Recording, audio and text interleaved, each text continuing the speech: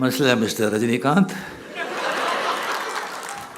இல்லை பாரு, இந்த மாதிரி எதுவும் மிஸ்டேக் பண்ணிடாத. ஆனந்த விகடன், ஜூனியர் விகடன், நீங்கள் பார்த்துக்கோ.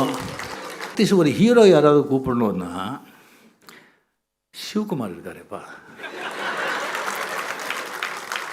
அருமையாக என்ன பேசுகிறாரு, எவ்வளோ படிச்சிருக்காரு, என்ன பண்ணுறாரு. மகாபாரதத்தை வந்து அப்படியே 6 hours hats off to him.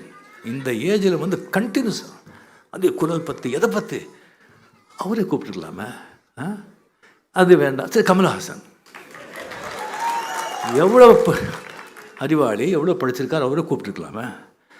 அதெல்லாம் விட்டுட்டு இன்னும் 75 வயசுலேயும் கூலிங் கிளாஸ் போட்டு ஸ்லோ மோஷன்லேயே நடந்து வர இந்த ஆள் வந்து ஃப்ரெண்ட்ஷிப்பில் வந்து எந்த விரிசலும் வராது. அப்புறம் அவங்க வந்து ஜூனியர் விகடன், ஆனந்த விகடனில் வந்து எல்லாரும் வந்து கிளின்னு கிழிப்பாங்க. நிறைய தப்புதாளங்க. மிக அருமையாக வந்து பேசி அமர்ந்திருக்கும் கோபிநாத். அவர் எப்போவுமே வந்து அவர் பார்த்தாலே எனக்கு வந்து ரொம்ப ஆச்சரியமாக இருக்கும். அந்த நீயா நானா ஒரு நடத்துகிற வந்து அந்த நிகழ்ச்சி அது எப்படி அந்த ஆடிஷன் பண்ணுறாங்க, எப்படி அந்த சப்ஜெக்ட் எடுத்துக்கிறாங்க. அந்த பாட்டும் நானே பாவம் நானே மாதிரி எல்லா அணிலையும் இவரே இருப்பார், இவரே வக்கீல், இவரே ஜட்ஜி. அருமை அருமை. அண்ணா நிற்கிறாங்க கனெக்ஷனில், கலைஞர் நிற்கிறாங்க. அண்ணா எவ்வளோ பெரிய ஆளுமை, எவ்வளோ பெரிய மனிதர், எவ்வளோ கட்சிக்கு பெரும் தலைவர், என்ன பேச்சாளர். அவர் வந்து தோற்று போயிட்டார், கலைஞர் ஜெயித்தார். ஏன்? பராசக்தி, மனோகரா, மந்திரி குமாரி. தமிழ் மக்கள் கலை வந்து எந்த வகையில் இருந்தாலும் அதை ரசிக்கிறதுல வந்து மன்னர்கள். அந்த கலை எங்கே இருந்தால் ஜாதி மதம் பேதம் மொழி எல்லாம் இல்லாமல் தலைமையில தூக்கி கொண்டாடுவாங்க. வெற்றி சின்னத்தை திறந்து வைத்த, வெற்றியையே தனது சின்னமாக வைத்திருக்கிற இந்திய திரையுலகின் சூப்பர் ஸ்டார் திரு ரஜினிகாந்த் அவர்களை சிறப்புரையாற்ற அன்புடன் அழைக்கிறோம். தமிழ்நாட்டின் அடையாளங்கள் வந்து மிக முக்கியமான ஒரு அடையாளம் சொன்னால் அது ஆனந்த விகடன் சொன்னால் கூட அது வந்து மிகையாகாது. இன்னும் ஒரு ஆண்டு ஆச்சுன்னு சொன்னால் 100 ஆண்டுகள் அந்த பத்திரிகை வந்து இப்போ கூட அதே வீரியத்தோட என்டர்டைன்மெண்ட் மீடியா வந்து எவ்வளோ சேஞ்ச் ஆகிருக்கு. 1926 ஸ்டார்ட் பண்ணது. அப்போ ரேடியோ மட்டும் இருந்ததுன்னு நினைக்கிறேன். அதுக்கப்புறம் வந்து சினிமாவிலேருந்து, ஓடிடியிலேருந்து, சினிமா எத்தனையோ வந்து விளையாட்டுலேருந்து என்ன வந்தால் கூட இன்னும் வந்து அந்த ஆனந்த விகடன் அவ்வளோ வந்து ஒரு மக்களுக்கு வந்து மக்கள் மத்தியில் வந்து அவ்வளோ வந்து ஒரு ஃபேமஸாக இருக்குது. எல்லாரோட அன்பும் ஆதரவும் பெற்றிருக்கு அப்படின்னு சொன்னால் அது வந்து வாசன் சார்லேருந்து, பாலசுப்ரமணியம் சார்லேருந்து இப்போது சீனிவாசன் சார், அவருக்கு வந்து எவ்வளோ வந்து நான் வந்து சீனிவாசன் சார் வந்து பாராட்டினாலும் அது வந்து மிக கம்மி தான் ஆகும்.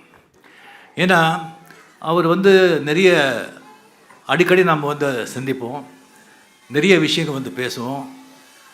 சில வந்து என்னுடைய அவருடைய சொல்கிறது எனக்கு ஒத்து போகாது, நான் சொல்கிறது அவரும் ஒத்து போகாது. இருந்தாலும் சிரிச்சுட்டே விடைபடுறோம். அதுக்கப்புறம் சில ஃபங்க்ஷன்ஸ்க்கு வந்து கூப்பிடுறாங்க, நீங்கள் வாங்க அப்படின்னு சொல்லிட்டு நான் போக மாட்டேன். அப்போ கூட நம்ம வந்து ஃப்ரெண்ட்ஷிப்பில் வந்து எந்த விரிசலும் வராது. அப்புறம் அவங்க வந்து ஜூனியர் விகடன், ஆனந்த விகடனில் வந்து எல்லாரும் வந்து கிளின்னு கிழிப்பாங்க. அதில் ரொம்ப கிழிச்சு போட்டது நம்மளே தான். இருந்தாலும் வந்து நம்மளுடைய வந்து அந்த ஒரு ஃப்ரெண்ட்ஷிப்பில் வந்து எந்த விரிசலும் இல்லை.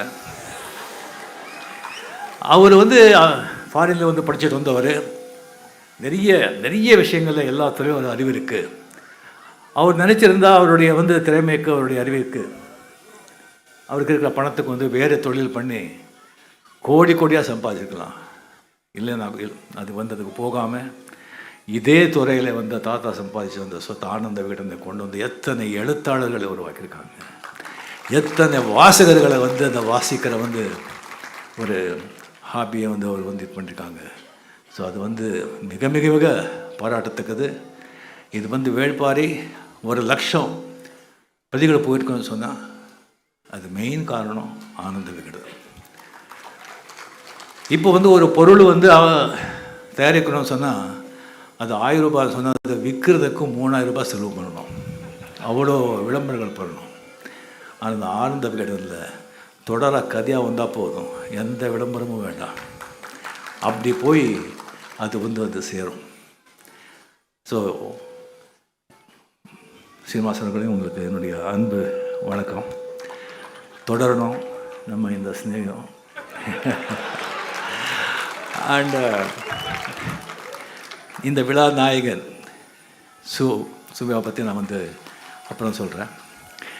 ஸோ மிக அருமையாக வந்து பேசி அமர்ந்திருக்கும் கோபிநாத், அவர் எப்போவுமே வந்து அவர் பார்த்தாலே எனக்கு வந்து ரொம்ப ஆச்சரியமாக இருக்கும். அந்த நீயா நான் அவர் நடத்துகிற வந்து அந்த நிகழ்ச்சி, அது எப்படி அந்த ஆடிஷன் பண்ணுறாங்க, எப்படி அந்த சப்ஜெக்ட் எடுத்துக்கிறாங்க, அந்த பாட்டும் தானே பாவம் தானே மாதிரி எல்லா அணிலையும் இவரே இருப்பார், இவரே வக்கீல், இவரே ஜட்ஜி.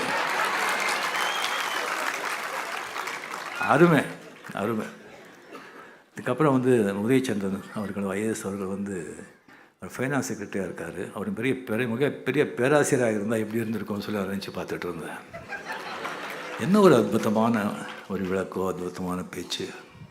சிறுதி பேதம், ஆமாம், சிறுதி பேதம்லேருந்து ஆரம்பித்து தப்பு தாளங்கள், நிறைய தப்பு தாளங்கள்.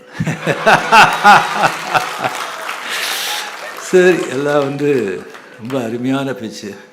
அந்த ரொம்ப அது வந்து நமக்கு வந்து அந்த இரும்பு வந்து இங்கே தான் இது பண்ணதுங்கிறது ரொம்ப அருமையான ஒரு இன்ஃபர்மேஷனாக இருந்தது. இது வரைக்கும் அவங்களுக்கு தெரியாது. அது வந்து 2 ஸ்டின் போட்டு ஆப்ரேஷன் ஆகி இருந்து கூட அவர் இங்கே வந்திருக்காரு சொன்னால் அந்த பாரி வந்து அவர் வந்து இழுத்து இங்கே உட்கார வச்சுருக்காங்க. அப்புறம் சங்கர் சார். ஸோ நம்ம வந்து 70s 80s 90s வந்து இதில் பார்த்திங்கன்னு சொன்னால் ஸ்ரீதர் சார், பாலச்சந்தர் சார் இதில் விட்டா ஒரு முக்கியமான ஒரு சினிமா வந்து அப்படியே அவரை மாற்றி வந்து இது பண்ணதுன்னு சொன்னால் ஒன்று பாரதி ராஜா, இன்னொன்று மணிரத்னா, இன்னொன்று வந்து நம்ம சங்கர். பிரம்மாண்டம் மட்டும் இருக்காது, அதில் வந்து ஒரு நல்ல சமூக நீதி சரிவு இருக்கும், ஒரு நல்ல வந்து தத்துவம் இருக்கும், சமூகத்துக்கு வந்து ஒரு நல்ல ஒரு அட்வைஸ் மாதிரி ஒரு திசைங்க இருக்கும். அவர் கூட வந்து 3 படம் பண்ணது, 3 வந்து மிகப்பெரிய வெற்றி படம். இப்போ வந்து அவர் சொல்லியிருக்க முதல்ல எனக்கு தெரியும், அது வேள்பாரி வந்து அவர் தான் டைரெக்ஷனில் போகிறாரு, அந்த ரைட்ஸை வாங்கி வச்சுருக்காருன்னு சொல்லிவிட்டு அது எப்போ வரும் அப்படின்னு சொல்லி எல்லாரும் மாதிரி நானும் ரொம்ப ஆர்வமாக காத்துக்கிட்டு இருக்கேன்.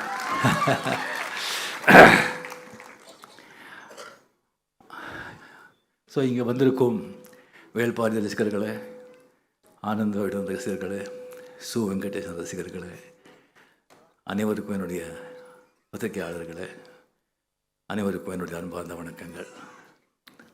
ஸோ யூஸ்வலாக வந்து இந்த மேரேஜ் டைமில் நீங்கள் வந்தீங்கன்னு சொன்னால் எனக்கு ரொம்ப ப்ரெஷர் வரும்.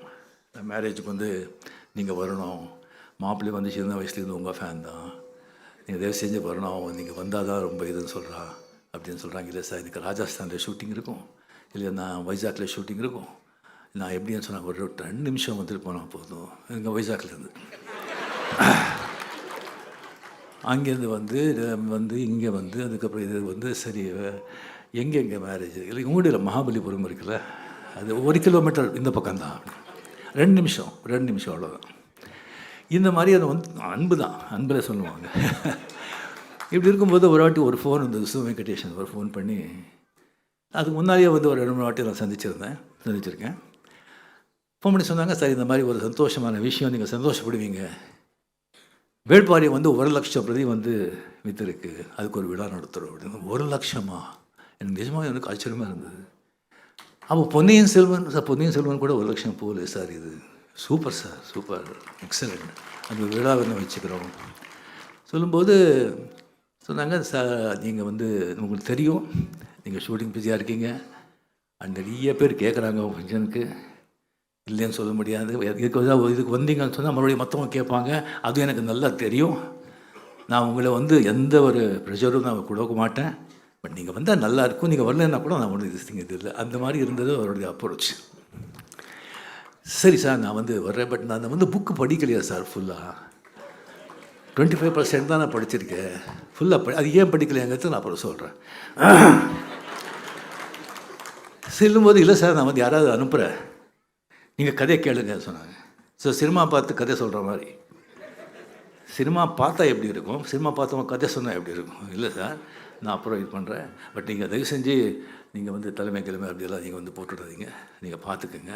நான் இங்கே வந்திருக்கவங்கெல்லாம் நீங்கள் வந்து பார்த்தா நல்லா தெரியுது, எல்லாம் வந்து வாசகர்கள், எல்லாம் வந்து இலக்கியவாதிகள், பெரிய வந்து லர்னட் பீப்புள். ஸோ இங்கே வந்து நான் பேசிகிட்ருக்கேன். ஸோ நம்ம சொல்கிறாங்க, முதல்ல சொல்லியிருக்கேன்னு நினைக்கிறேன், மறுபடியும் சொல்கிறேன் நான். அதாவது அறிவு சொல்லும் என்ன பேசணும்னு, அண்ட் உன்னுடைய திறமை சொல்லும் எப்படி பேசணும்னு, அரங்கம் சொல்லும் எவ்வளோ பேசணும்னு, உன் அனுபவம் சொல்லும் எது பேசணும் எது பேசக்கூடாது.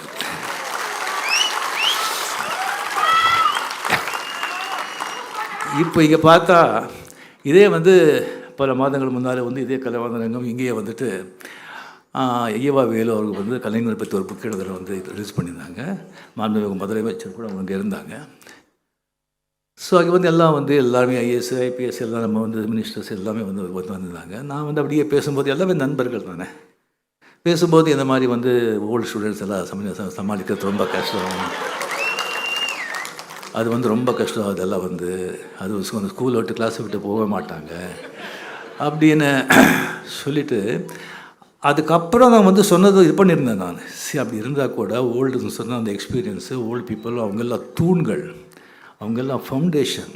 அந்த மாதிரி எக்ஸ்பீரியன்ஸ் ஓல்டு திஸ்டிங் இல்லைன்னு சொன்னால் எந்த இயக்கமும் எந்த பாட்டையும் வந்து அவ்வளோ திஸ்டிங் தேராது. அது தூண்கள் மட்டும் இல்லை, சிகரம் கூட. அந்த மாதிரி சொல்லணும்னு சொல்லி இது பண்ணிவிட்டு அந்த எல்லா சிரிப்பு இதில் வந்து அதை மறந்துட்டேன்.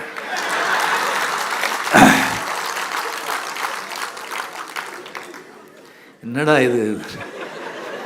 ஸோ இப்போ வரும்போதே மனசில் மிஸ்டர் ரஜினிகாந்த் எல்லாம் பாரு, இந்த மாதிரி எதுவும் மிஸ்டேக் பண்ணிடாத, ஆனந்த விகடன், ஜூனியர் விகடன், நீங்கள் பார்த்துக்கோ, எல்லாரும் ரசிகர்கள் நினச்சிடாத. பார்த்தா தெரியுது சில பேர் வந்து அப்படியே மனசுலேயே ஓடுது. இல்லை ஓகே, சங்கர் சார் இதை படம் எடுக்கிறாங்க, அவரை கூப்பிட்ருக்காங்க. உதயச்சந்திரன் சார் வந்து ஒரு பெரிய வந்து அந்த எழுத்தாளர், அந்த புக்கு வந்து மாபெரும் சபைன்னு புக்கு அப்படி எடுத்திருக்காங்க. கோபிநாத் பற்றி ஒரு திறமை பேச்சு பற்றி கேட்கவே வேண்டாம். அண்ட் ரோகிணி பற்றி நான் பேசுகிறதில்ல, ரொம்ப அறிவாளி ரோகிணி, அண்ட் சமூகத்து மேலே அக்கறை உள்ளவங்க, அவங்க பேசியிருக்காங்க. சரி, ஆர்டிஸ்ட் ஒரு ஹீரோ யாராவது கூப்பிடணுன்னா சிவகுமார் இருக்காரேப்பா, அருமையாக என்ன பேசுகிறாரு, எவ்வளோ படிச்சிருக்காரு, என்ன பண்ணுறாரு, மகாபாரதத்தை வந்து அப்படியே 6 hours hats off to him. இந்த ஏஜில் வந்து கண்டினியூஸாக அதே குரல் பற்றி எதை பற்றி அவரே கூப்பிட்டுருக்கலாமே. அது வேண்டாம். சரி, கமல்ஹாசன் எவ்வளோ அறிவாளி, எவ்வளோ படிச்சிருக்காரு, அவரை கூப்பிட்டுருக்கலாமே. அதெல்லாம் விட்டுட்டு இன்னும் 75 வயசுலேயும் கூலிங் கிளாஸ் போட்டு ஸ்லோ மோஷன்லேயே நடந்து வர இந்த ஆள் வந்து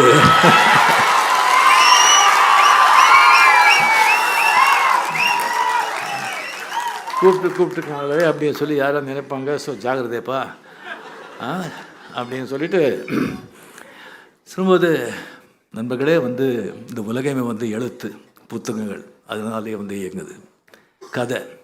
கதை இல்லாமல் கதை சொல்லாத, கதை இல்லாத, கதை கேட்காத உலகத்தில் எந்த நாடும் இல்லை, எந்த ஊரும் இல்லை. அது நம்ம நாட்டில் ஒரு தெருவுக்கு ஒரு கதை இருக்கும். இங்கே இத்தனை பேர் இருக்குங்க, ஒவ்வொருத்தருக்கும் ஒரு கதையாக இருக்கும். What is history? His story is history.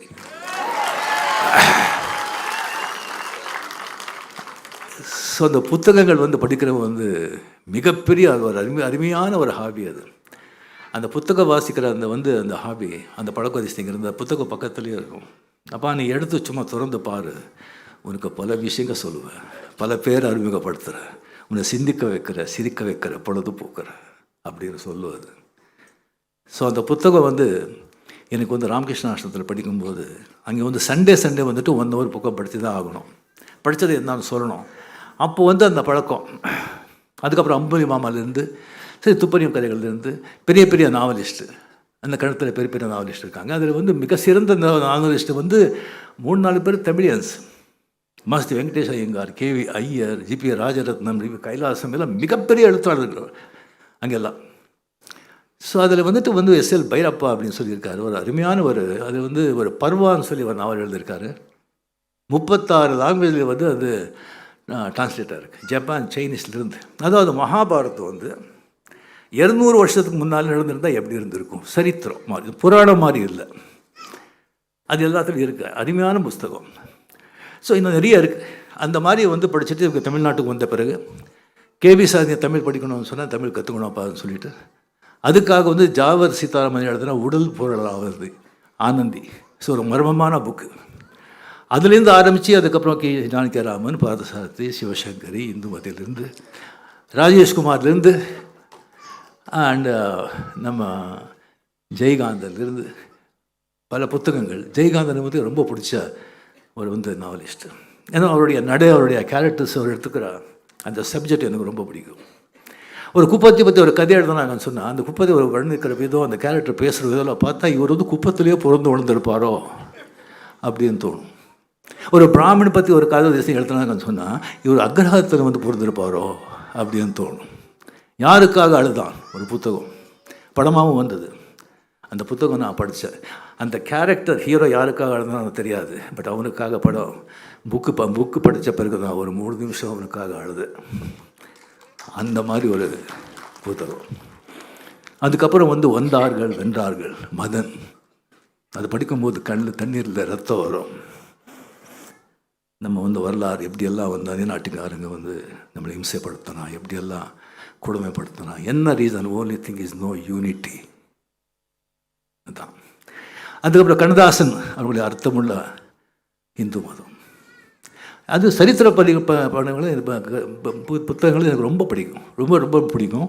அதில் வந்து சாண்டிலியன், கடல்புறா, யவனராணி, இந்த கடல்புறா, சாண்டிலியன் மாதிரி ஒரு ஹீரோயிசம் வந்து வீரரசம் யாரும் இது வரைக்கும் பண்ணதே கிடையாது. அட் த சேம் டைம் சிங்கார ரசம் கூட. இந்த சிங்கார ரசம் வல்கராக இருந்தால் கூட உள்ள அவ்வளோ அர்த்தம் இருக்கும், அவ்வளோ காவியமாக அவ்வளோ பியூட்டிஃபுல்லாக சொல்லுவாங்க சாண்டிலியன். அதுக்கப்புறம் என்னுடைய ஆசான குரு கல்கி, பொன்னியின் செல்வன். இது வந்து எனக்கு தெரியும். எனக்கு ஒரு நண்பன் வந்து சொன்னாங்க, ரஜினி உங்களுக்கு வந்து இந்த ஹிஸ்டாரிக்கல் சிவஜல் தெரியுமே, உங்களுக்கு ரொம்ப பிடிக்குமே, வேள்பாரி அப்படின்னு சொல்லி சு வெங்கடேசன் எழுதியிருக்காங்க ஆனந்த விகடனில், அதை நீங்கள் படிச்சிங்களா? இல்லை படிக்கல, அதை நீங்கள் படிங்கன்னு சொன்னாங்க.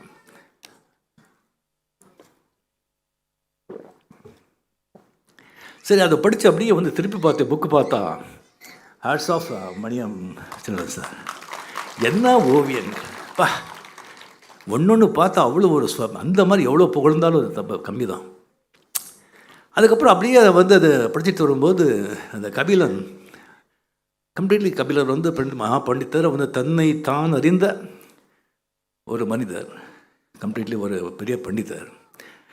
அவர் வந்து கம்ப்ளீட்லி இந்த வந்து இவனுடைய பாரியோட எல்லாம் சொன்னாங்க விட்டா நாங்கள் அதான் வந்து அது பார்க்கணும்னு சொல்லி அது போகிற வழியை வந்து அது வர்ணது. அந்த நீலன் வந்து அவர் கூட்டிகிட்டு போகும்போது அது வர்ணிக்கிறாங்க பாருங்கள்.